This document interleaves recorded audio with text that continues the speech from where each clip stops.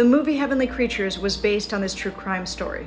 Pauline Parker was born May 26, 1938 in New Zealand. Juliet Hulme was born October 28, 1938 in England.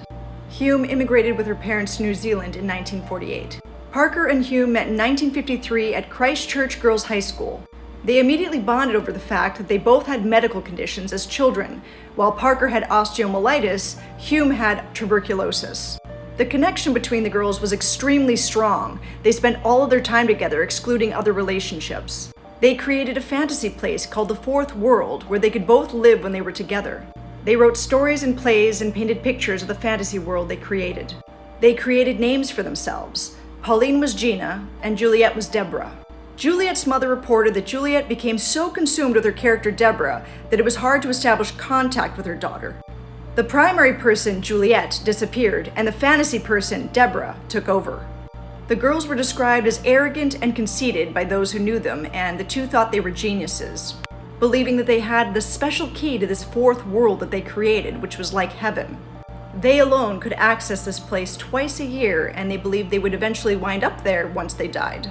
Both parents of the girls feared that they were lesbians, which at the time was demonized and frowned upon by society. Nevertheless, they were allowed to keep the friendship, and at some point Juliet was sent to a mental health professional who stated that he believed that it was in fact a gay relationship, but at some point the girls would outgrow it.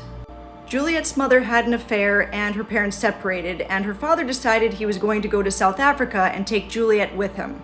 Pauline and Juliet came up with the idea that they would go to South Africa together, but Pauline's mother was against the idea. And the two decided that the only obstacle in their way from their fantasy life in South Africa was Pauline's mother. In late April 1954, the two girls decided to murder Pauline's mother. On June 22, 1954, they lured Pauline's mother into a park and killed her. Pauline placed half a brick into a stocking and beat her mother to death with it. The girls claimed that the mother had died due to a fall, but the police discovered in Pauline's diary that evening the plans to murder. Pauline stated in her diary that the murder of her mother felt like the night before Christmas and described it as a happy event. Here are some of the entries. Both girls confessed, and then the trial came down to the issue of insanity. The two were convicted of murder in August 1954, and both served 5 years. They were forbidden to have contact with one another ever again. Pauline was released in 1959 and given a new identity, Hilary Nathan. She moved to England and became a recluse.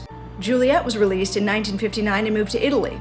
She changed her name to Anne Perry and became remarkably successful as a crime writer. She sold over 20 million books.